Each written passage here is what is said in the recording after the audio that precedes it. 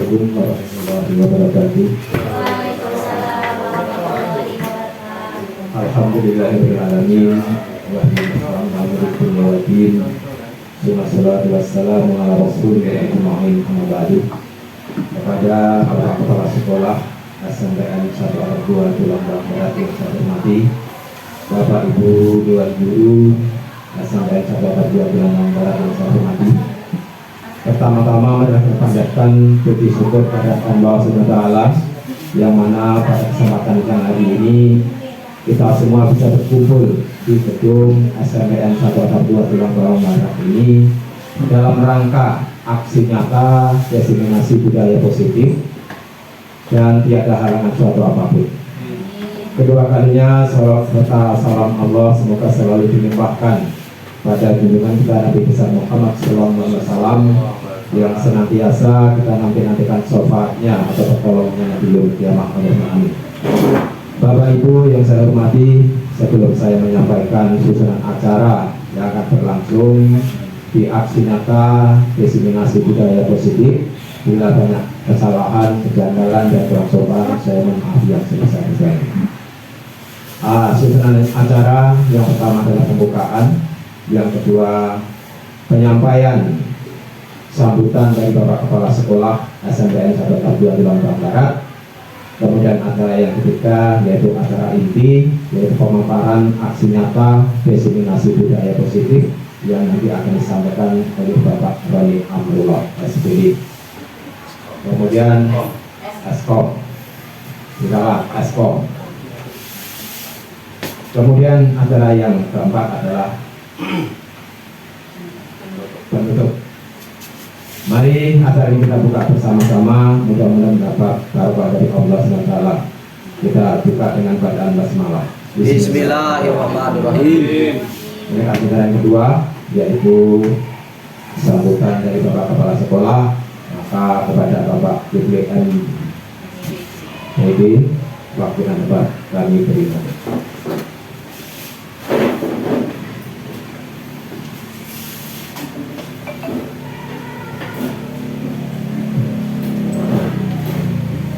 Bismillahirrahmanirrahim. Assalamualaikum warahmatullahi wabarakatuh. Waalaikumsalam warahmatullahi wabarakatuh. Alhamdulillahirabbil alamin. Wassalatu wassalamu ala asyrofil anbiya'i wal mursalin wa ala alihi washabihi ajmain. Amma ba'du. Yang saya hormati Bapak Ibu Dewan Guru SMPN 1 Atap 2 Tulang Barat. Yang saya hormati staf tata usaha SMPN 1 Atap 2 Tulang Barat. Pertama-tama marilah kita memanjatkan puja dan puji syukur atas kehadirat Allah Subhanahu wa taala, di mana pada siang hari ini kita bisa berkumpul bersama-sama di SMPN 1 Atap 2 Tulang Barat ini dalam keadaan sehat walafiat, yaitu dalam rangka aksi nyata diseminasi budaya positif yang akan disampaikan oleh Bapak Roy Amrullah SO, yaitu sebagai calon guru bergerak nasional. Kemudian salawat wassalam telah kita sambungkan dengan kita Nabi Agung Muhammad Sallallahu alaihi wasallam, sama dari beliau yang kita nantikan bersama nanti.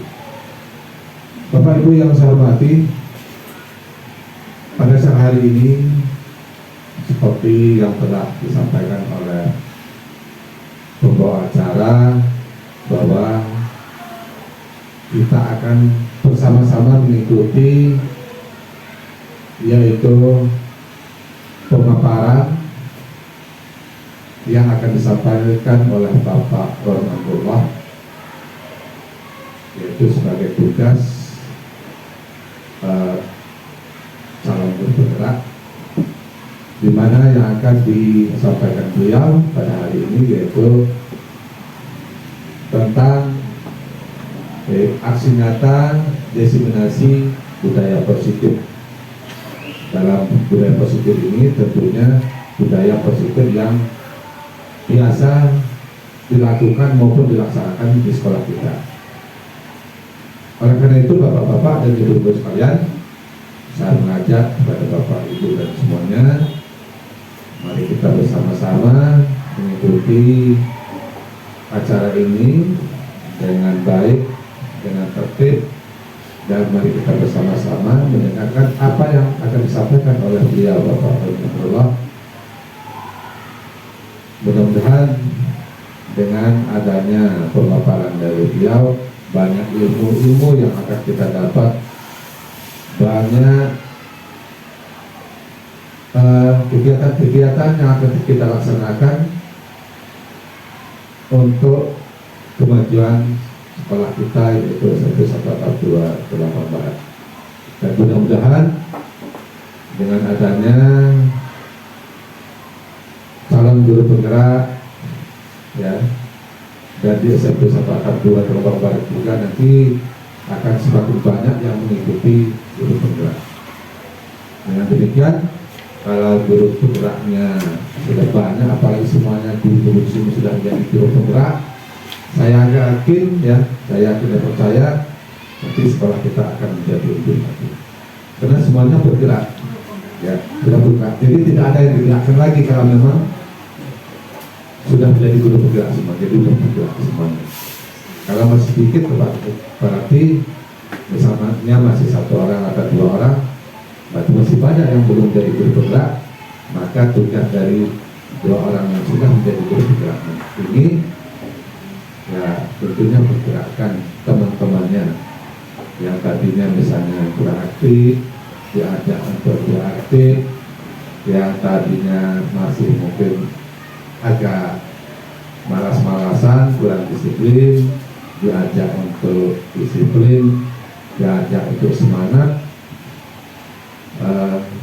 demi kegiatan ya, demi kebaikan daripada sekolah kita, agar sekolah kita ini akan menjadi lebih maju dan tidak ketinggalan dengan sekolah-sekolah yang lain, terutama di sekolah di sekitar kita, yaitu di Kecamatan Muhammad.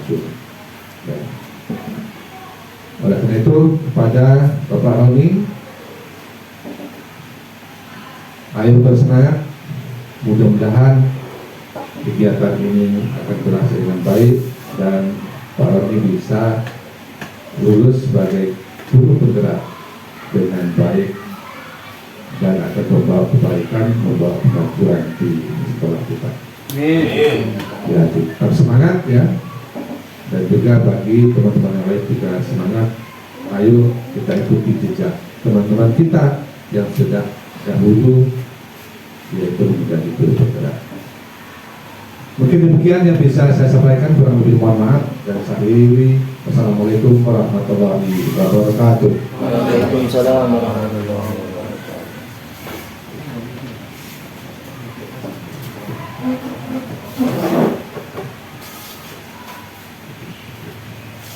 Demikian tadi sambutan dari Bapak Kepala Sekolah yang sudah disampaikan beberapa hal menyangkut masalah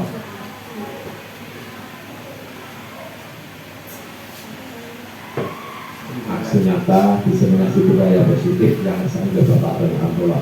Maka oleh waktu kepada Bapak Roni Amrullah untuk menyampaikan aksi nyata diseminasi budaya positif, waktu dan tempat kami aturkan.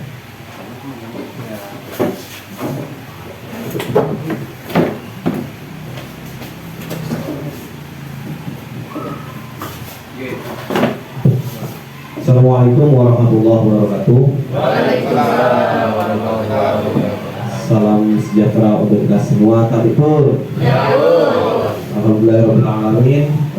Bersyukur kepada Allah SWT yang mana pada kesempatan siang hari ini kita bisa berkumpul di kantor SMP 142 Kelapa Barat dalam keadaan sehat walafiat.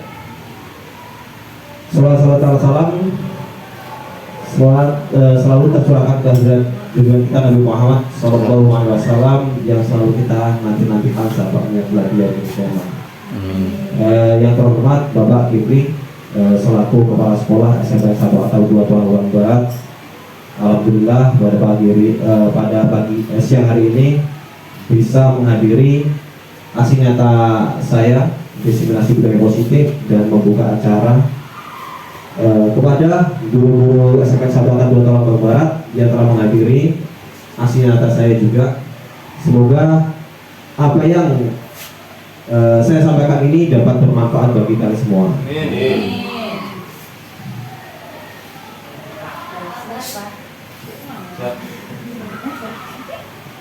Lanjut.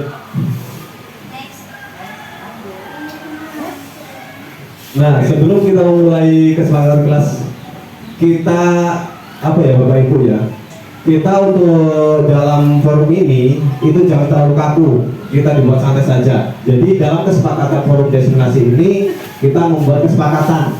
Yang pertama, menghargai siapapun. Yang kedua, menjadi pendengar yang baik. Terkadang juga kita butuh didengar, Bapak Ibu. Yang ketiga, boleh berpendapat, boleh mengajukan pertanyaan. Ada lagi kira-kira yang ditambahkan di kesepakatan ini? Ada nggak Bapak Ibu? Boleh minum, Pak? Boleh kalau ada. Untuk minuman ada, nanti diambil. Sambil minum, boleh ya. Yang jelas, boleh.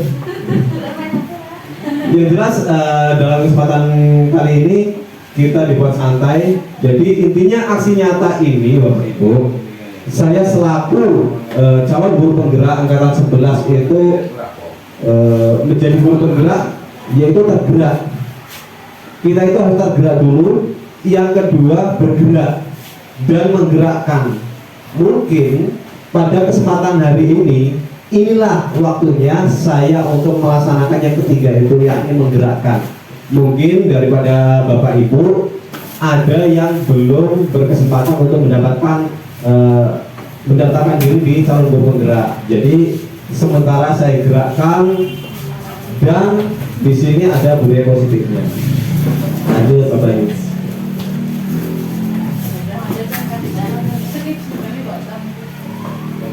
Yang pertama yang mau saya sampaikan tentang disiplin positif. Jadi apa sih makna disiplin itu? Disiplin itu berasal dari bahasa Latin disiplina, yakni artinya belajar. Jadi mana asal dari kata ini berkonotasi dengan disiplin dari murid-murid Sokrates atau Plato, itu filsuf atau filsafat, guru-gurunya filsafat. Jadi intinya disiplin itu adalah belajar, atau biasa dengan kontrol diri juga. Kalau mungkin yang selama ini kita tahu disiplin itu apa ya, mematuhi, patuh ya, patuh terus dan lain sebagainya, ternyata yang lebih tepat dikatakan di sini ada belajar dan kontrol diri. Namun dalam budaya kita, makna kata disiplin telah berubah menjadi sesuatu yang dilakukan seorang pada orang lain untuk mendapatkan kepatuhan. Kecenderungan umum adalah menghubungkan kata disiplin dengan ketidaknyamanan. Saat kita ngomong disiplin itu pasti ada rasa ketidaknyamanan. Contoh disiplin bangun pagi, padahal kita ingin bangkong. Selalu dikaitkan seperti itu. Suruh memakai helm, disiplin memakai helm. Itu yang kita pikirin susah, ya, susah. Sesuatu yang negatifnya, gitu. Coba slide selanjutnya Bapak Ibu. Disiplin positif lebih ke arah disiplin diri yang dapat mengontrol diri dari dalam melakukan segala tindakan. Di sana ada foto, gurunya nggak ada, padahal udah mau saya tembak ini gurunya. Ini ada Pak Ahmad Dimyati lagi saliman dengan siswa yang membawa motor. Apa yang Bapak bisa pahami dari foto ini terkait kedisiplinan? Ada yang bisa menjawab? Ada? Berpendapat? Maksudnya gimana maksudnya? Ini ada foto Pak Ahmad Dimyati, ada foto siswa, ada foto Pak Paidi, terserah mau ambil segi yang mana, ambil tentang disiplin. Kira-kira apa?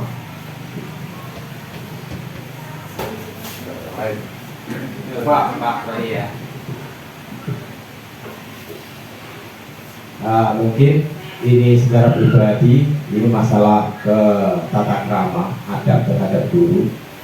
Maka itu kalau menjabatan tangan, kita harus turun dulu dari motor, taruh motor baru berjabatan tangan dengan guru. Itu Pak, terima kasih. Ya, terima kasih, luar biasa Pak Usman. Nah, jadi benar Bapak Ibu, di sini itu ada beberapa yang berhubungan dengan disiplin.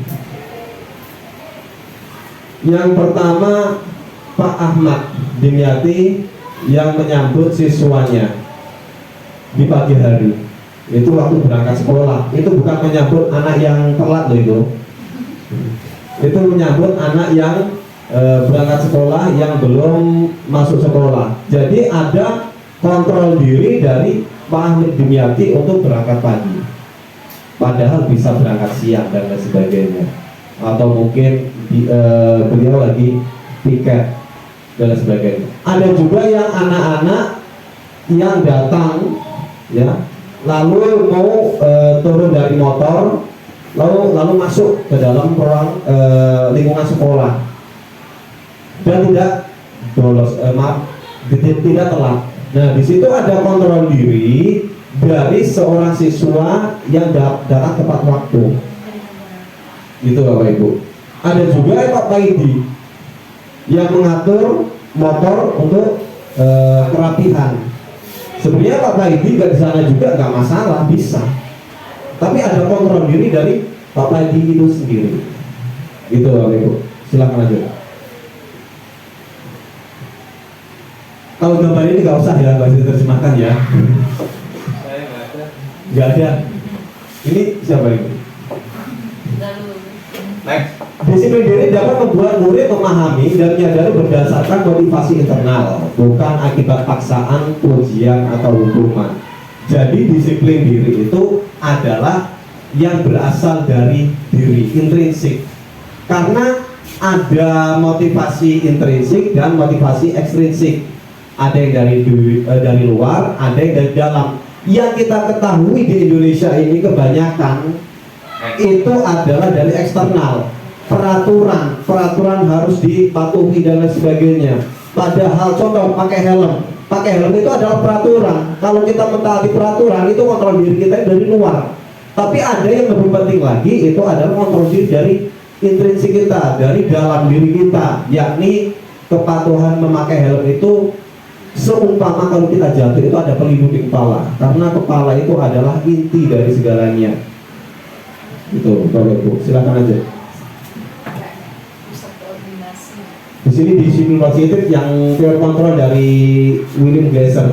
Ini banyak sekali. Nanti kita akan bahas satu persatu mengenai ini. Ada makna disiplin, teori motivasi, nilai-nilai kebajikan universal, segitiga restitusi, 5 posisi kontrol, dan 5 kebutuhan dasar manusia. Next. Ada motivasi perilaku manusia. Ada pertanyaan Bapak Ibu. Apakah yang menjadi alasan Bapak Ibu ingin sekolah? Ingin ada kata ingin. Apakah yang menjadi alasan Bapak Ibu ya ingin datang tidak terlambat ke sekolah? Saya kasih kata ingin karena terkadang saya juga ada telatnya, manusia biasa. Cuman ada keinginan untuk tidak datang terlambat. Apa alasannya Bapak Ibu? Tanggung jawab. Tanggung jawab. Ada lagi? Piket. Menjadi contoh untuk anak-anak. Menjadi contoh untuk anak-anak. Ada lagi? Disiplin. Kata Pak Kip. Ya. Coba kita lihat selanjutnya.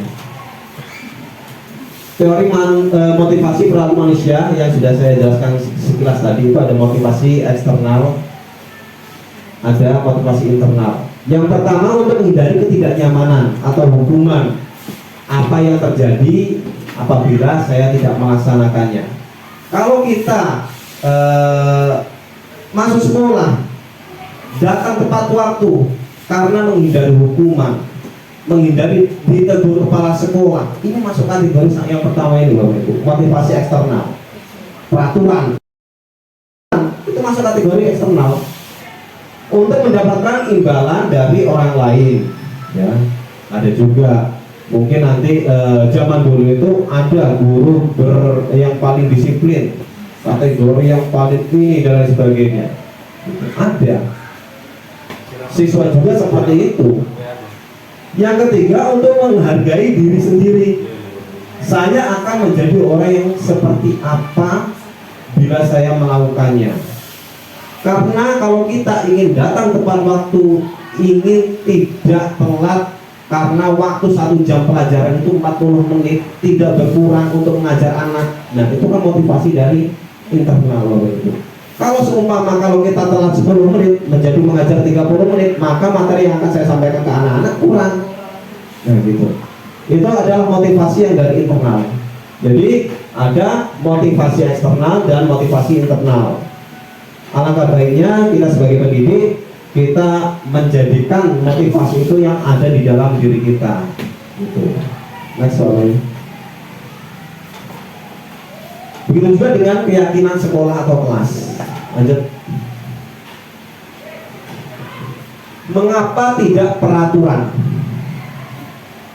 Mengapa harus keyakinan kelas? Ada peraturan kelas, ada keyakinan kelas. Di sini di sekolah kita, karena kita masa transisi Bapak Ibu, kita masih ada zaman dulu, ada zaman sekarang. Inilah perlunya yang namanya diseminasi, berbagi ide, praktik baik dan lain sebagainya, menjabarkan ide, membagikan ilmunya. Ini mengapa tidak peraturan saja? Karena ada beberapa kelas juga itu yang masih memakai peraturan, yang tidak memakai seragam lengkap didenda 5.000, yang telat atau bolos sekian. Ada yang seperti itu. Kita tidak pungkiri. Mengapa harus keyakinan kelas? Jadi mengapa kita memiliki peraturan harus menggunakan helm bila mengendarai kendaraan roda 2? Mengapa kita memiliki peraturan 3M? Pakai masker, mencuci tangan, menjaga jarak 1 meter dulu, zaman dulu Bapak Ibu, yang COVID itu kan peraturan. Mengapa kita memiliki peraturan harus datang tepat waktu pada saat mengikuti pelatihan, saat rapat dan lain sebagainya? Untuk mendukung motivasi intrinsik, kembali lagi ke nilai keyakinan, ya, lebih menggerakkan seseorang dibandingkan mengikuti serangkaian peraturan. Gini Bapak Ibu, kita itu sebagai manusia itu mempunyai level-level sendiri, level masing-masing. Semuanya itu ada aturan dan ada keyakinan.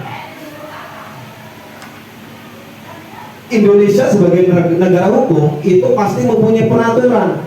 Mencuri itu hukumannya sekian bulan, sekian tahun, ada. Itu kan tapi dari motivasi eksternal. Kalau motivasi internal, kita harusnya nggak mencuri dong. Apa manfaatnya mencuri? Itu tidak sesuai dengan nilai kebajikan. Dalam agama kita juga seperti itu Bapak Ibu. Yang tidak sholat neraka, yang baca Al-Quran dapat pahala. Padahal di sisi lain itu adalah motivasi eksternal Bapak Ibu. Ada motivasi internal. Kita harusnya mendekatkan diri kepada Tuhan Yang Maha Esa, mengikuti jalannya untuk ke jalan yang benar. Ini seperti itu. Jadi ada motivasi internal dan motivasi eksternal. Begitu juga dengan keyakinan sekolah. Keyakinan sekolah kalau peraturan, ya, itu motivasi yang eksternalnya. Kalau ada keyakinan nilai kebajikan yang harus kita laksanakan, itulah yang menyadarkan diri siswa itu untuk menjadi yang lebih baik dari diri masing-masing, bukan dari paksaan dari guru karena peraturan dan sebagainya. Tapi terkadang peraturan juga itu penting karena itu masih levelnya yang segini. Kalau sudah keyakinan segini Bapak Ibu. Kalau kita sholat cuma untuk mendapatkan surga, itu levelnya segini. Kalau kita sholat untuk mencari ridho Allah, itu levelnya udah tinggi. Itu sama aja seperti itu Bapak Ibu. Kita sedekah itu karena apa? Karena pahala apa karena berbagi dan lain sebagainya? Itu pasti mempunyai motivasi eksternal ataupun internal. Semuanya itu masing-masing dan itu mempunyai level masing-masing. Ya, lanjut. Keyakinan sekolah atau kelas berupa pernyataan-pernyataan universal yang mudah diingat dan dipahami dan harus diterapkan di lingkungan sekolah. Alangkah baiknya Bapak Ibu. Nanti kita juga harus membuat keyakinan. Ada beberapa kelas, kita hampir semuanya membuat keyakinan kelas Bapak Ibu. Ini adalah contoh-contoh keyakinan kelas yang ada di sekolah kita. Bisa ditiru lah nanti. Bekerjasama, menjaga kebersihan kelas, saling menghargai, membantu sama lain dan lain sebagainya. Ini adalah nilai-nilai kebajikan yang harus ditanamkan kepada peserta didik kita.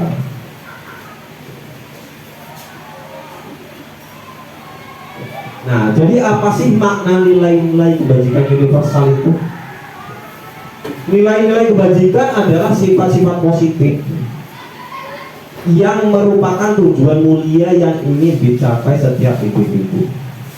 Nilai-nilai tersebut bersifat universal dan lintas bahasa, suku, bangsa, agama maupun latar belakang. Jadi di dunia ini, ya, nggak cuma di Indonesia Bapak Ibu, nilai-nilai kebajikan itu bersifat menyeluruh. Contoh, kalau dalam agama sholat nilai kebajikan, tapi itu tidak nilai kebajikan universal. Tapi saling tolong menolong itu saya yakin kebajikan universal. Di agama manapun itu semuanya menyuruh untuk berbuat baik pada sesama, saling menghormati dan sebagainya. Jadi kebajikan universal itu lintas agama, lintas suku, lintas negara, semuanya itu pasti dipakai. Nggak mungkin nggak saling menghormati. Saya yakin dimanapun di Afrika pun kita memakai yang seperti itu. Setiap perilaku perbuatan memiliki satu tujuan. Jadi saat kita melakukan sesuatu itu pasti memiliki tujuan Bapak Ibu. Dan tujuan itu harusnya dilandasi dengan nilai-nilai yang kebajikan universal tadi. Nilai-nilai kebajikan yang ingin dicapai oleh setiap anak Indonesia kita kenal dengan profil pelajar Pancasila. Alhamdulillah kita ada Bapak pendidikan kita Ki Hajar Dewantara yang mencetuskan profil pelajar Pancasila itu Bapak Ibu, P3, yakni apa? Beriman, bertakwa kepada Tuhan Yang Maha Esa dan berakhlak mulia, ada mandiri, ya, ada bernalar kritis, berkebinekaan global, bergotong royong dan kreatif. Inilah mencetus nilai-nilai kebajikan yang harus kita tanamkan juga di dunia pendidikan kita, yang sekarang luar biasa digembar-gemborkan. Karena kita kembali lagi ke zaman Bapak pendidikan kita Ki Hajar Dewantara. Semuanya harus tertanam kepada anak-anak didik kita. Beriman, bertakwa kepada Tuhan Yang Maha Esa, mulai dari berdoa dan sebagainya, ya, berakhlak mulia. Bahkan kita setiap zuhur kita sholat berjamaah, mandiri, ya. Mandiri itu apa Bapak Ibu? Mandi sendiri. Enggak dimandiin ya. Contoh mengerjakan tugas mandiri, ada juga mandiri, ada yang kerjasama. Bernalar kritis, ini yang bernalar kritis Bapak Ibu ya. Nalar kita itu jangan sampai mengikut, contoh gini loh, guru menyampaikan itu jangan saklek langsung ditiru. Guru juga itu ada manusia yang bisa salah. Saya juga di sini menyampaikan ini bisa juga salah. Jangan langsung mengiyakan apa yang saya katakan. Kalau emang ada yang kurang pas, itu tolong disampaikan. Itulah yang bernalar kritis. 1 tambah 1 2. Bapak Ibu jangan langsung oh 2 iya, jangan. Tapi bagaimana caranya kok bisa ya 1 tambah 1 2 gitu. Itu adalah bernalar kritis. Jadi kalau saat kita dijerumuskan, ya, itu kita udah terbiasa. Biasa dijerumuskan. Iya. Kita lihat, oh itu mau masuk jurang. Saya jangan ikuti, kan seperti itu.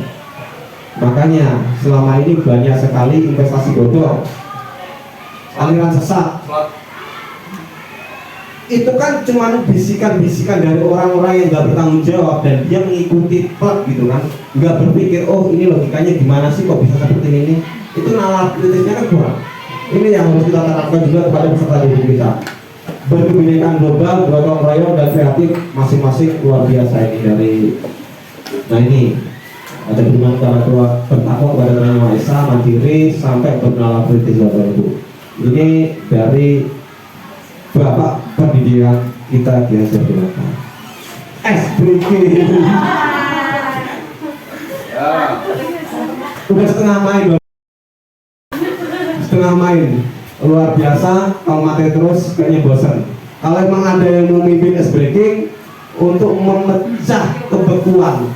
S-breaking itu, S itu berasal dari kata S-breaking itu pecah, break, pecah. Jadi memecah kebekuan. Mungkin dari peserta ini kurang aktif lagi, ya bosan, nggak ngopi dan sebagainya. Ya kopi itu bisa S-breaking Bapak Ibu. Iya. Tapi macam-macam sekali S-breaking. Tapi kalau ada yang mau berseruan itu luar biasa, nggak apa-apa. Monggo, siapa yang mau mimpin S-breakingnya? Ayo Pak Tony. Ayo Pak Tony.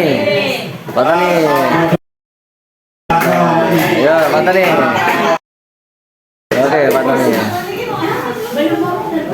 Dah. Wah.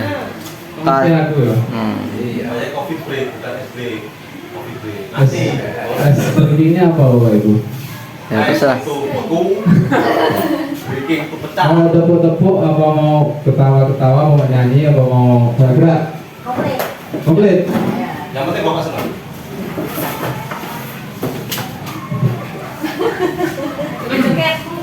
Oh nyanyi ya? Nyanyi sambil ketawa. Nyanyi sambil ketawa bisa nggak? Bisa. Bisa. Ini tak kasih contoh lah. Nyanyi gini. Buka mulut tertawa 3 kali. Buka mulut tertawa 2 kali. Buka mulut 1 kali. Buka mulut tertawa tanpa suara. Gitu ya? Satu kali. Buka mulut tertawa 3 kali. Buka mulut tertawa 2 kali. Buka mulut tertawa 1 kali. Buka mulut tertawa tanpa suara. Saya rasa sudah ya Bapak Ibu ya. Yang penting kita sudah tertawa bersama. Monggo Pak Rani.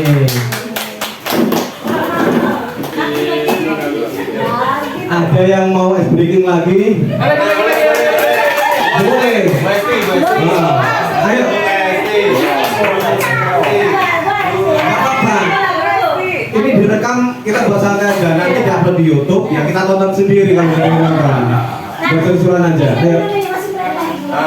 Ayo belum meleleh kayaknya kata beliau Pak.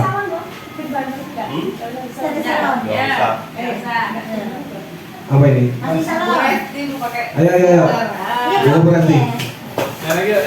Ya, pengen kan? Ayo maju. Ayo.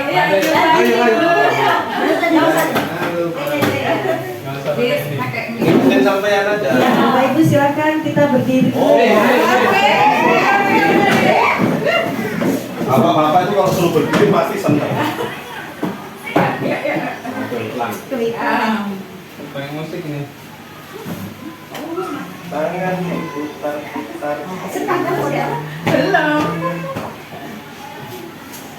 Buka mulut tertawa 3 kali. 10 kali Pak harusnya. 10 kali dah, lama. Kalau 10 kali lalunya masuk.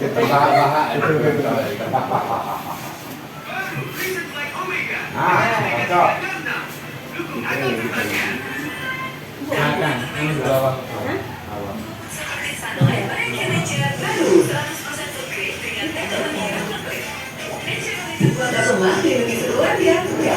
Dah, nggak apa-apa, langsung. Oke. Ayo Pak.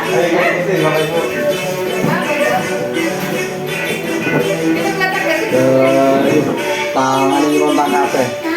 Berputar-putar, diputar-putar, peganglah tangan diputar-putar, peganglah lutut, digoyang-goyang, digoyang-goyang, digoyang-goyang, tangan diputar-putar, berputar, tangan diputar-putar, peganglah bahu, tangan diputar-putar, peganglah lutut, digoyang-goyang, digoyang-goyang, digoyang-goyang. Sekali lagi. Diputar-putar, diputar ke kanan, diputar-putar, diputar ke kiri, diputar-putar, diputar ke atas, diputar-putar, diputar ke atas.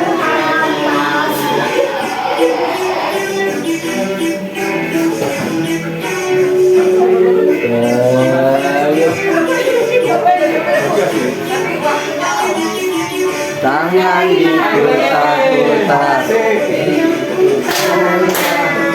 tangan diputar-putar, peganglah bahu, tangan diputar-putar, peganglah lutut, goyang-goyang, goyang-goyang, goyang-goyang, tangan diputar-putar, berputar, tangan diputar, peganglah bahu, tangan diputar, pegang. Ini yang disuka.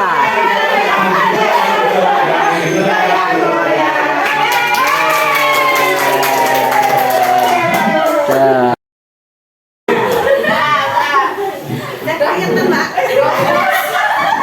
SBG yang luar biasa, makan waktu berapa menit ya. Udah pecah ini esnya, udah pecah, udah meleleh, udah panas. Kalau yang haus silahkan minum, Bapak Ibu. Lanjut ya Bapak Ibu ya. Kebutuhan ternyata manusia juga itu butuh, ada sesuatu kebutuhan dasarnya. Apa aja itu kebutuhan dasar manusia? Nah ini ada pernyataan. Ini bukan pertanyaan, tapi pernyataan. Nyata udah juga ya. Ya, awalan per. Ketika seorang murid melakukan suatu perbuatan yang bertentangan dengan nilai kebajikan atau melanggar, sebenarnya dikarenakan mereka gagal memenuhi kebutuhan dasar mereka. Saat anak-anak itu bertingkah itu ya, Bapak Ibu, Minta diperhatikan. itu pasti mempunyai dia gagal memenuhi, dia ingin memenuhi kebutuhan dasarnya, berusaha untuk memenuhi kebutuhan dasarnya. Apa aja kebutuhan dasar manusia? Bertahan hidup atau survival?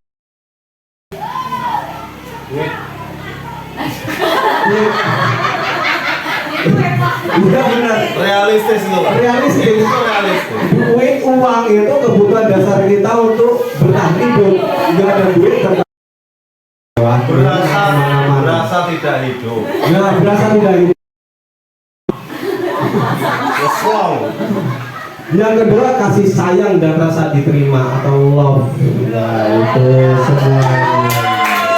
Siapa sih yang ingin nggak ingin dicinta kan gitu? Gak ada yang jomblo kan? Pak Usman. Adanya LDR, Pak. Nah, adanya LDR dari UPSD. Ingin dicinta kan Bu? Iya. Nah, jadi setiap minggu berusaha dipenuhi kebutuhan cintanya untuk bertemu dengan sang suami gitu maksudnya Bapak Ibu. Curhat dong. Yang ketiga, penguasaan atau power. Seseorang itu pasti mempunyai ingin berkuasa. Berkuasa nggak cuma menguasai wilayah atau dan lain sebagainya. Karena orang itu pasti merasa ingin dianggap. Itu adalah penguasaan. Yang selanjutnya nomor 4 itu kebebasan atau freedom. Orang di penjara itu nggak enak Bapak Ibu.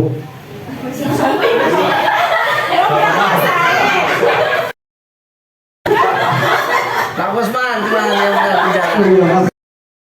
Ini aja kalau nggak percaya. Nggak enak, tapi nggak cuma penjara itu aja. Kita dikurung di sini seharian kita udah bosan banget. Dengan pemikiran kita juga pengen bebas. Tingkah laku kita itu juga pengen bebas Bapak Ibu. Jadi nggak cuma dalam bentuk fisik aja, tapi pemikiran juga kita ingin semuanya. Bebas utang lah ya. Yang paling terakhir, nah itu ya, Bebas utang juga. Ya kalau utangnya bebas pasti senang. ya, utangnya bebas dibebasin. Yang terakhir kesenangan atau fun. Nah, itu bisa bertahan hidup dikasih kasih sayang, ada berkuasa, sudah bebas tapi nggak senang. Buat apa hidup? Yang jelas kita bahagia Bapak Ibu.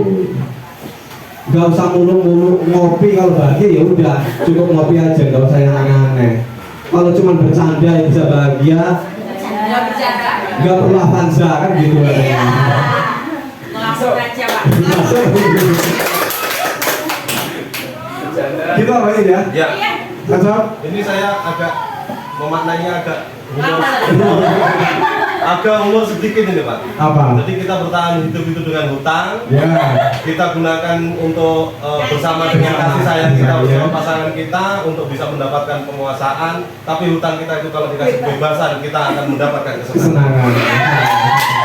Luar biasa Bapak Ibu penafsirannya. Jadi pokoknya ini ya senang gitu loh. Kalau masih banyak hutang ya nggak senang.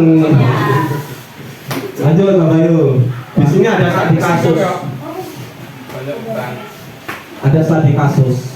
Ibu Zulekha sengaja nggak ada ibunya di sini. Di sini Ibu, nggak merasa tersindir nantinya.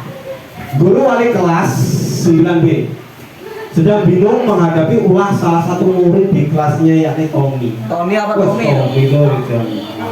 Tommy apa Tommy itu? Beberapa anak telah mengeluhkan Tommy yang seringkali meminta bekal makan siang mereka dengan paksa. Jadi anak yang lain itu dipaksa diambil bekal sama Tommy. Jika Anda menghadapi situasi seperti itu, Ibu Jul, ya, apa yang akan Anda lakukan? Tommy ini. Jadi apa kira-kira yang akan apa sih kebutuhannya Tommy itu? Ya, coba slide selanjutnya Bu. Ternyata Tommy merebut itu ada karena memenuhi kebutuhan dasarnya. Yang pertama, alasan Tommy yang pertama itu kalau dia karena ia lapar dan orang tuanya tidak membawakannya bekal makan siang, maka kebutuhan dasarnya yang berusaha Tommy penuhi itu adalah bertahan hidup. Tommy udah jam 12 nggak ada bekal dari orang tua, lapar, dia minta karena dia ingin bertahan hidup. Kalau nggak hidup nanti ya lemes lah gitu ya. Yang kedua, alasan Tommy karena dia merasa senang temannya ketika jadi memperhatikan dia, dan temannya melaporkan tindakan itu pada gurunya. Dan gurunya memberitahu orang tuanya sehingga orang tuanya menjadi memperhatikan dia.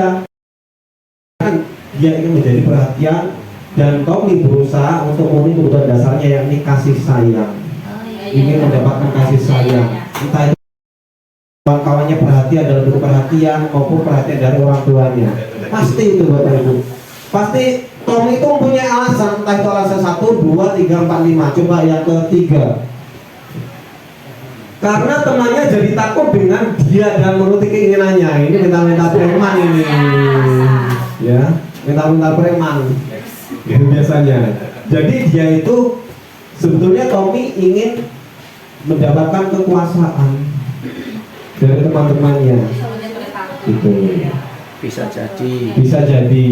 Ini alasan asumsi alasan-alasan 5 alasan ini Bapak Ibu. Yang keempat, Banyak alasan ya. ya karena kebutuhan dasar manusia yang paling pokok itu ada 5 tadi Pak Bayu. Berarti alasannya ada 5 Pak. Ada alasan 5. Yang kita teliti aja lah. Kalau buahnya nanti nggak cukup Bapak Ibu. Karena dia merasa bosan dengan bekal makanan yang dibawakan ibunya dari rumah. Masuk akal. Telur goreng, siapa yang nggak bosan gitu kan? Padahal PPI-nya Tommy itu ingin mendapatkan variatif makanan menu yang hari-hari berbeda, ganti ayam upin-ipin,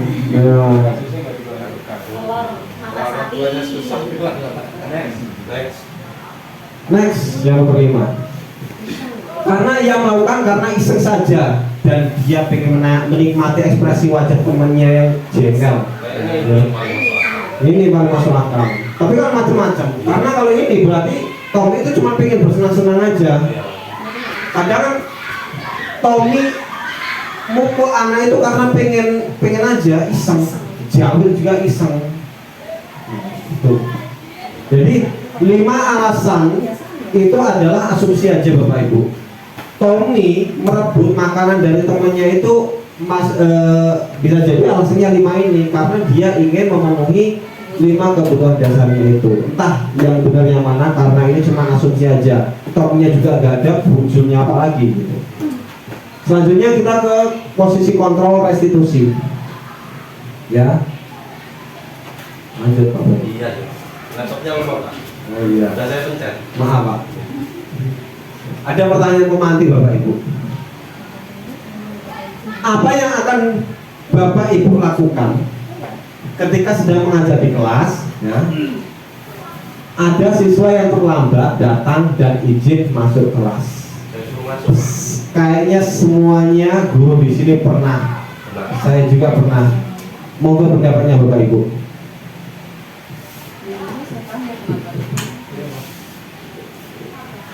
Pendapat seumpama ada yang telat, kira-kira gimana? Pertama, Ngomel. Pertama saya tanya apa alasannya terlambat. Kedua kita kasih arahan. Yang ketiga silakan masuk untuk belajar. yang lain. Sama. Yang lain. Oh, lain. Nggak mungkin kalau sama. Tantangan aja loh Bapak Ibu. Jawaban kok sama, nggak seru. Ya.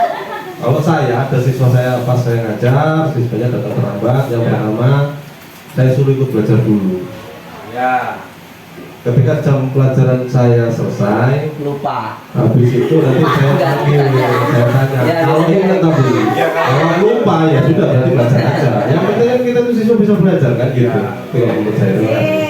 Yang lain, Pak Kusman. Kalau saya simpel aja.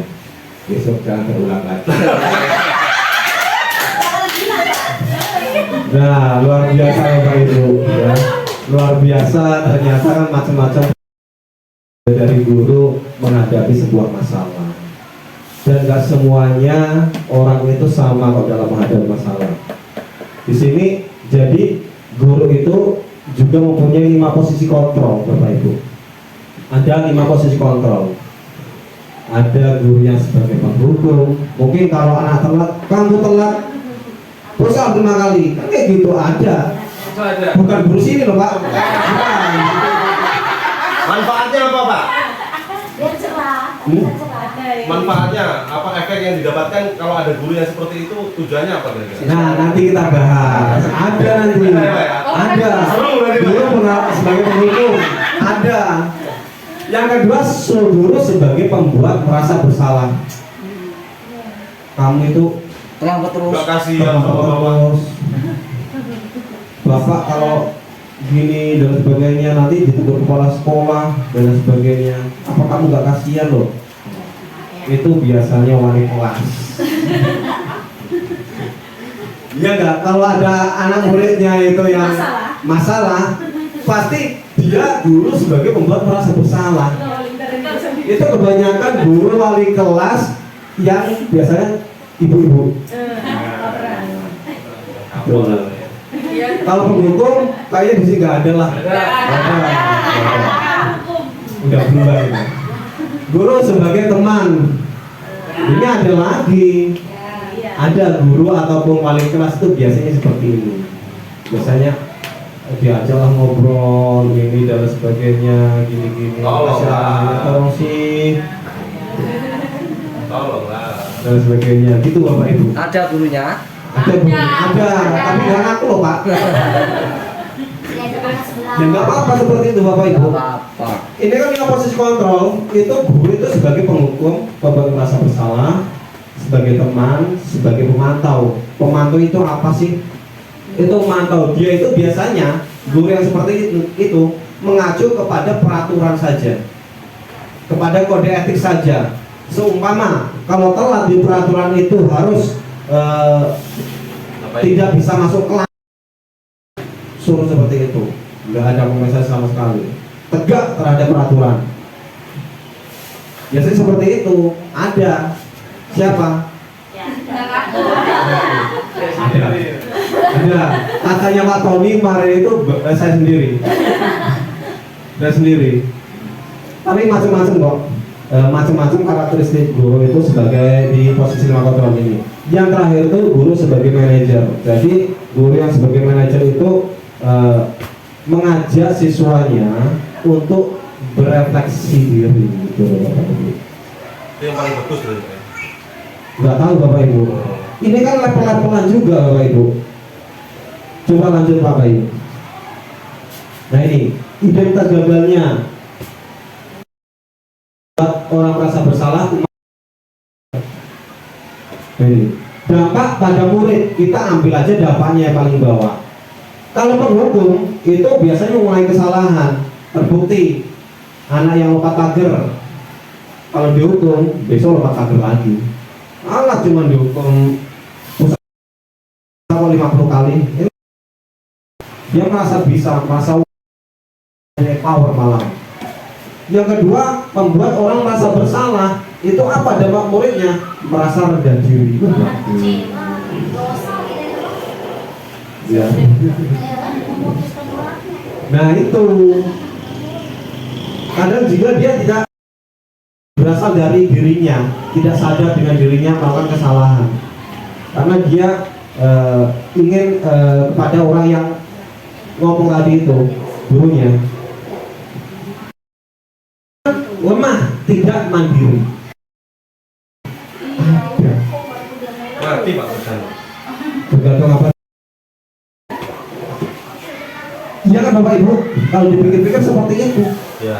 Yang memantau menitik beratkan pada konsekuensi atau hadiah. Seumpama dia tidak mencatat konsekuensinya, mungkin dia harus mencatat di jam istirahat, kayak gitu. Itu ada konsekuensinya. Dan itu ya yang terakhir kok sebagai manajer mengevaluasi diri. Jadi peserta didik itu, siswa itu bisa mengevaluasi diri bagaimana dia bisa memperbaiki dirinya.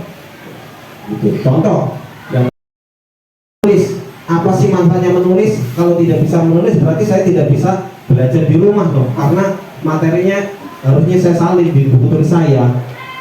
Kalau saya tidak bisa belajar di rumah, nanti saya nggak bisa pelajarannya. Bagaimana saya bisa menjadi orang sukses? Dia berpikir seperti itu Bapak Ibu. Next.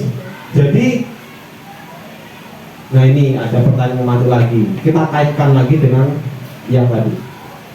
Coba Bapak Ibu ingat satu pengalaman positif dan satu pengalaman negatif yang Bapak Ibu alami ketika masih sekolah dulu. Diawali dengan saya Bapak Ibu. Saya itu di SMK tahun berapa lah dulu itu ya. Masih ingat sampai sekarang saya pernah dihukum oleh guru saya. Hukumnya seperti apa? Saya hormat bendera dari awal masuk sampai jam istirahat. Berapa jam itu Bapak Ibu? 2 jam. Zaman dulu itu hanya wajar seperti itu. Karena apa? Saya saat dulu itu menjadi ketua kelas. Saja masuk kelas itu siswa saya itu, kawan-kawan saya di kelas itu belum piket kelas. Akhirnya yang bertanggung jawab ketua kelas dipanggil oleh kepala sekolah, suruh hormat bendera sampai istirahat karena tidak bisa mengatur siswanya. sampai sekarang terngiang-ngiang masalah itu Bapak Ibu. Dulu itu di sekolah saya itu lantai 3 hampir keliling. Pak Dewa Tony ya. Ya. Keren. Akhirnya dilihatin orang-orang. Ratusan anak-anak siswa itu melihat saya hormat bendera. Cuma saya sendiri. Itu yang positif Pak Ibu. Kena mental. Akhirnya apa? Berpengaruh gitu loh. Sampai sekarang berpengaruh siapa orang yang terlibat kemarin, tapi saya nggak dendam Bapak Ibu. Jangan dendam. Itu pengalaman negatif. Positif? Banyak sekali positif. Mana sama guru gitu ada positifnya. Masih ada karena apa? Saya dididik sama guru, bahkan bukan guru saya Bapak Ibu. Saya mempunyai prestasi di tingkat kabupaten dulu itu juara 3 lomba kompetisi siswa pamer dikit. Itu karena bimbingan tapi bukan dari guru saya. Guru sekolah maksudnya. Guru sekolah tapi bukan guru saya, karena dulu di SMK itu banyak sekali guru di kelas ini, di kelas ini. Contoh Pak Bayu ngajar bahasa Indonesia di kelas ini, tapi kan bukan berarti ngajar di semua kelas kan gitu Bapak Ibu ya. Seperti itu, tapi itu mengena. Sampai sekarang Bapak masih ingat ya Bapak ya. Saya masih ingat Bapak itu siapa gitu. Alhamdulillah bisa terkenal. Coba ada yang bisa merefleksikan. Kira-kira satu aja di posisi negatif. Negatif banyak Pak saya Pak. Apa? Pernah dilempar penghapus. Ya. Pernah dilempar penghapus Kepala. kepala. Pernah. Karena ada karenanya. Yang paling lebih ekstrim lagi pernah diludahi di mata saya. Nah, Ini pengalaman pribadi jujur. itu SD kelas 3. SD kelas 3 Bapak Ibu. Saya masih ingat bentuk orangnya, bentuk wajahnya saya masih ingat. Karena ya memang kenakalan saya. Jadi walaupun tidak guru pernah nakal juga dulu ya. Itu yang paling saya heran itu melempar penghapus itu dari depan kelas, saya posisinya itu di belakang. Kok pas batu? Pas bener. Tepok gitu. Itu pelajaran pelajaran yang paling gitu. Berarti dia memang ahli tembak. Itu pengalaman negatif. Karena dulu orang-orang kita main petik Bapak Ibu. Lempar-lempar itu bagus pintar. Ada lagi yang mau merefleksikan. Pak Tony banyak negatif. Pak Tony itu nggak ingat, tapi saya ingat. Nah jadi sesuatu hal yang di sana itu yang berpuluh-puluh tahun kita alami itu ternyata masih diingat. Jangan sampai Bapak Ibu kita itu menjadi yang diingat karena kejelekan kita.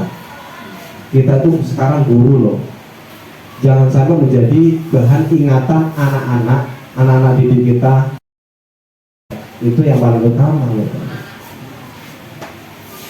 Jadi ada perbedaan hukuman dan konsekuensi, karena kebanyakan yang hal negatif itu karena hukuman. Jadi alangkah baiknya kita sebagai guru menghindari hukuman itu, ya, menghindari hukuman.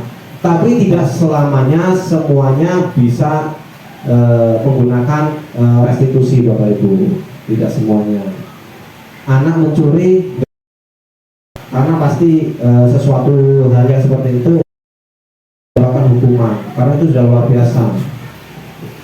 Hukuman, hukuman sesuatu harus terjadi. Kalau konsekuensi sesuatu yang harus terjadi, membuat anak sakit dalam bentuk fisik maupun hati untuk jangka waktu lama. Ini yang terjadi Pak Bayu. Saya masih ingat gurunya. Jangan sampai kita Bapak Ibu. Enggak Pak.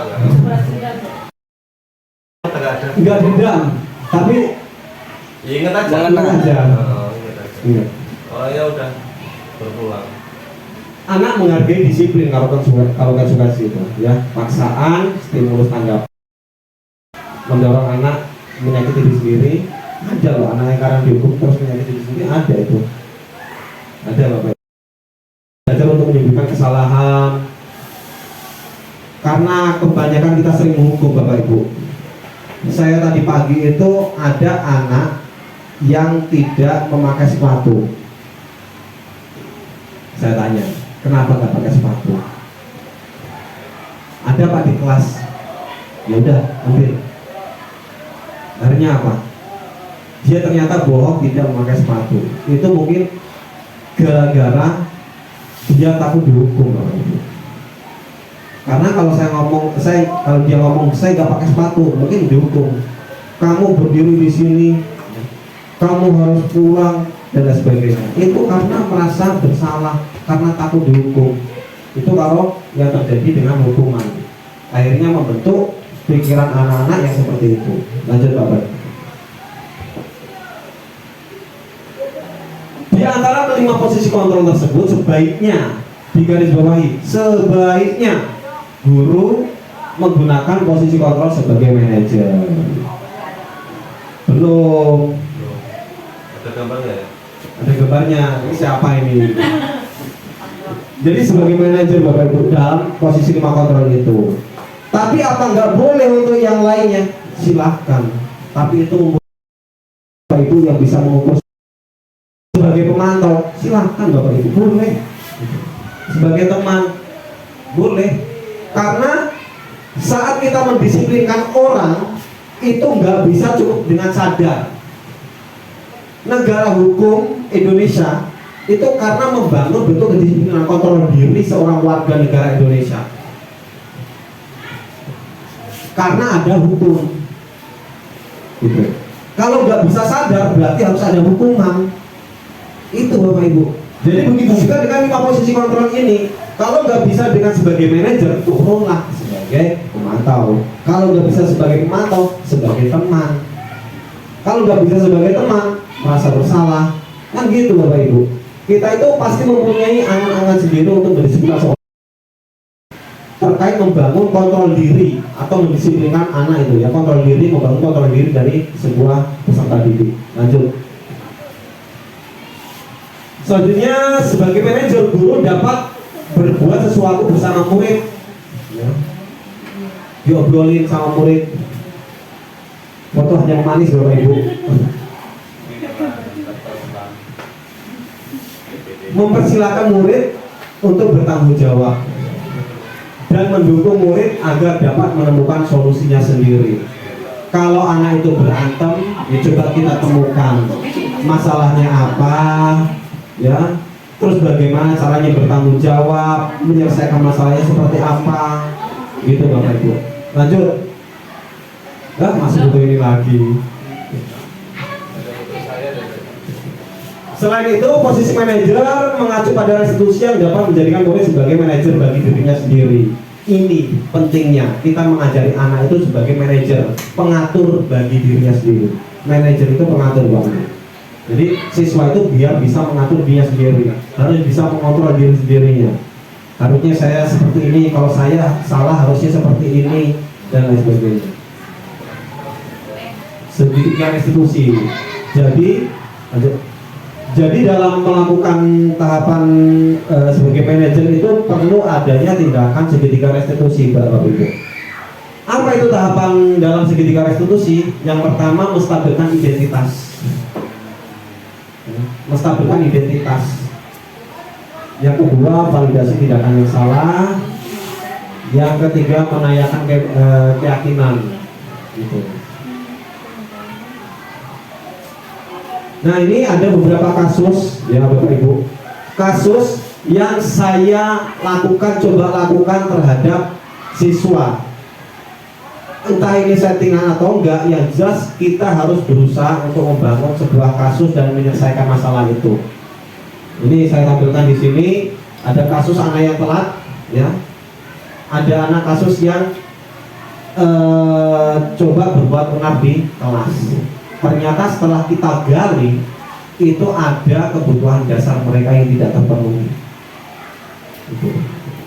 Terus bagaimana dia menstabilkan, bagaimana dia bisa mengatur, ya, memanage atau memanajer dirinya sendiri sehingga dia tidak merasa terbebani kemudian hari. Gitu Bapak Ibu. Kalau dia ini telat, bagaimana hari esok itu tidak telat lagi? Cari masalahnya. Karena dia main HP tengah malam sampai tengah malam. Bagaimana dia tidak telat? Ya berarti kurangi main HP-nya dan sebagainya. Pasti ada solusi kalau kita menggunakan segitiga retribusi. Silahkan lanjut. Dalam menstabilkan identitas dilakukan berdasarkan prinsip bahwa membuat kesalahan adalah bagian dari proses pembelajaran. Ini yang sering dikatakan oleh Pak Tony.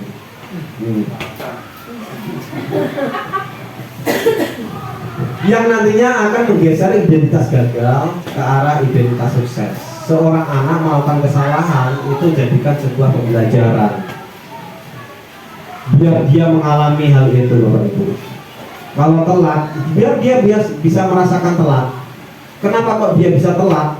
Dia kan gagal di situ. Telat itu adalah posisi gagal, Bapak Ibu. Tapi kalau kita telusuri lagi, kenapa dia bisa telat? Dia bisa ambil pelajaran di situ. Inilah perlunya menstabilkan identitas. Yang kedua, ini lanjut ya. Tarik lagi, tarik ya. Lagi. Nah, berbuat salah itu hal yang manusiawi. Oh, jangankan anak-anak, kita sendiri loh. Jangankan kita, Nabi aja pernah berbuat salah. Berbuat salah itu adalah hal yang manusiawi. Selama dia manusia, pasti pernah berbuat kesalahan. Tidak ada manusia yang sempurna. Kita pasti bisa menyelesaikan permasalahan. Ya, kalau kamu menyalahkan dirimu sendiri terus-menerus, apakah kamu dirimu sendiri? Itu kan kita tidak bisa berdamai dengan diri kita. Kita netralkan, Bapak Ibu, stabilkan identitas mereka sendiri. Lanjut. Yang kedua, validasi tindakan salah, yakni validasi tindakan yang salah dilakukan berdasarkan prinsip bahwa setiap perilaku berupaya memenuhi suatu kebutuhan tertentu, sehingga guru atau orang tua akan bergeser dari memikirkan stimulus respon menjadi proaktif, serta akan lebih menggali dan mengakui kebutuhan murid atau anak. Lanjut. Di sini indikatornya kami pasti mempunyai alasan.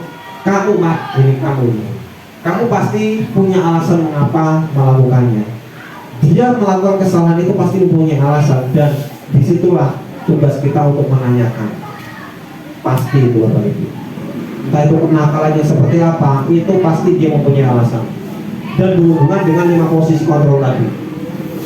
Apa yang penting bagi kamu? Kamu boleh tetap berusaha menjaga sikap itu, ya. Maukah kamu belajar dengan cara lain dan lain sebagainya. Selanjutnya baru kita menanyakan keyakinan. Dilakukan dengan memberi pertanyaan-pertanyaan bermakna. Sorry. Pertanyaan-pertanyaan bermakna kepada murid untuk memunculkan motivasi secara intrinsik dari dalam diri, sehingga mampu mengaitkan keyakinannya dengan tindakan yang salah, Bapak Ibu. Coba lanjut Bapak ini. Di sini kita harus menanyakan keyakinannya. Seseorang itu pengen kayak gitu. Apa nilai yang kita percaya di sekolah kita? Saling menghormati kah?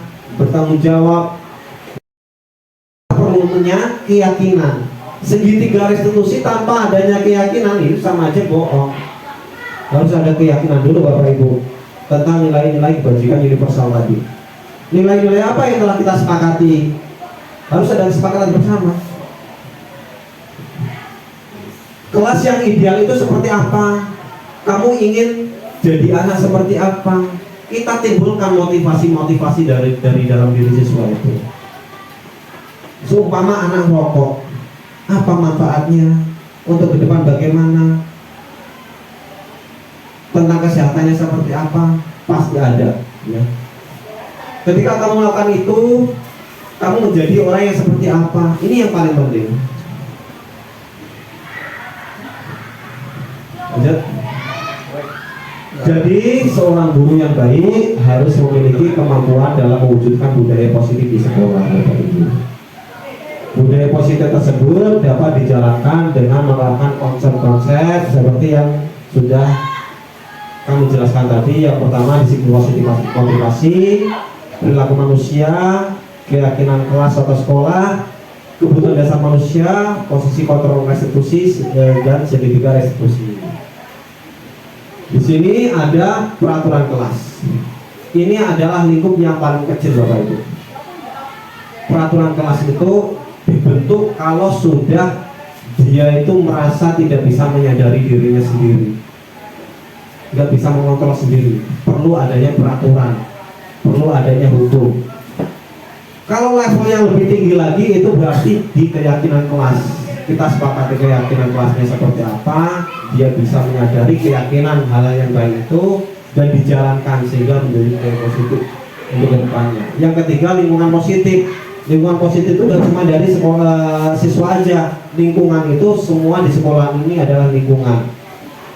Lingkungan dari peserta didik, pendidik, tenaga pendidikan maupun lingkungan sekitar, kantin juga itu sehingga budaya positif yang sangat lebar sekali Bapak Ibu.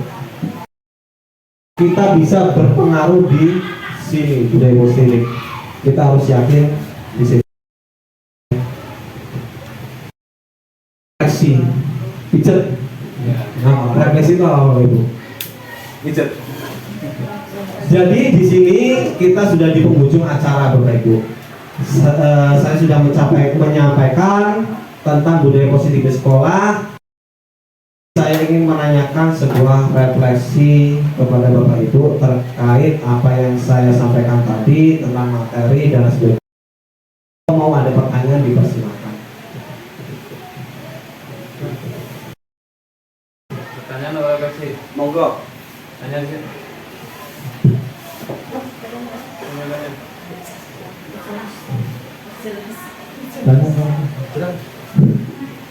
Tanya dulu kali Pak. Ya. Tanya dulu satu aja ya. Nggak usah. Tanya Pak. Jadi kita tadi kayaknya sepakat tentang keyakinan kelas. Jadi yang belum paham banget itu bedanya peraturan kelas. Apakah keyakinan kelas itu sumbernya ya peraturan kelas itu atau buat bagaimana yang baru, terus perbedaannya apa?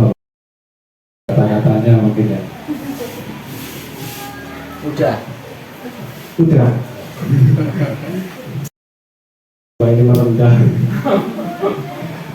Kita kan udah punya ya peraturan semua ya. Peraturan kelas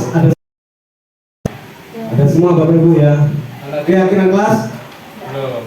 ada yang belum. Keyakinan sama kesepakatan itu apa bedanya? Ya. Keyakinan kelas, kesepakatan Ya, kelas. maksud pertanyaan saya. Kalau kami kan ada kesepakatan kelas, kalau keyakinan nggak ada. Sama aja Pak. Sama aja. Berarti ada kata-kata Enggak, yang ditanyain Pak tadi apa Pak? Ya perbedaan. Peraturan sama keyakinan. Peraturan sama keyakinan. Sebenarnya sebelum kita membuat peraturan Bapak Ibu, kita harus mempunyai keyakinan kelas dulu terhadap nilai-nilai kebajikan yang sudah disepakati bersama. Nilai kebajikan universal tadi. Lanjut kita naik dengan kesepakatan kelas. Maka buatlah sebuah peraturan kelas. Gitu. Sebenarnya peraturan kelas itu nggak ada, nggak masalah. Yang penting dalam kesepakatan kelas, keyakinan kelas itu dijalankan itu positif udah aman semua. Tapi terkadang anak-anak itu tidak bisa mengontrol dirinya untuk membuat Indonesia loh. Ya. Indonesia itu adalah negara hukum. Kalau Indonesia tidak bisa menyadarkan masyarakatnya untuk berbuat baik, maka diperlukannya hukum. Harusnya membunuh orang itu nggak boleh. Harusnya sadar. Tapi mengapa kok dibutuhkan yang namanya hukum peraturan yang membunuh sekian tahun dan sebagainya? Itu adalah karena ingin ada intervensi. Kita juga ingin ada intervensi kepada anak-anak yang tidak bisa mengontrol dirinya masing-masing. Jadi kalau bisa keyakinan kelas, kesepakatan, tapi kalau memang diperlukannya peraturan kelas, itu juga tidak ada masalah. Yang jelas peraturan kelas juga itu sifatnya mendidik, jangan sampai ada tindakan kekerasan. Jadi kita membuat peraturan kelas itu yang berdasarkan konsekuensi waktu itu. Contoh, anak, maka konsekuensinya dia di jam istirahat harus mencatat dia tidak istirahat, mencatat dalam perpus atau di dalam kelas sendiri itu kan seperti itu. Jangan sampai sifatnya jadi sifat dari peraturan kelas itu mendidik. Ya. Ada lagi? Cukup? Cukup. Ada yang refleksi? Cukup? Cukup. Terima kasih Bapak Ibu. Alhamdulillah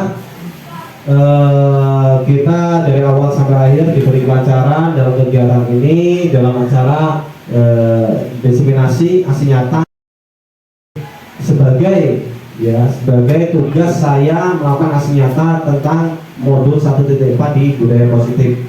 Semoga kegiatan ini dapat menginspirasi, akhir kata semoga kita tergerak dan lekas bergerak, dan mari kita menggerakkan semuanya untuk mempunyai budaya positif. Kurang lebihnya mohon maaf. Assalamualaikum warahmatullahi wabarakatuh.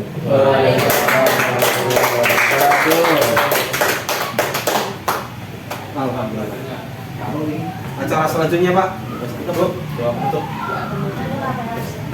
Tutup. Tutup. Terima kasih kepada Escort yang sudah memaparkan tentang aksi nyata di budaya positif di kepada Bapak Ibu guru semua SMP. Acara dengan acara sudah selesai. Sekali Allah adalah diri dari Allah, sehingga kita dapat mengambil hikmah daripada budaya dapat kita terapkan dalam kehidupan sehari-hari, terutama menyampaikan kepada anak didik kita semua. Nah, untuk acara selanjutnya yaitu acara penutup. Namun sebelum saya tutup, sebelum kami tutup, mari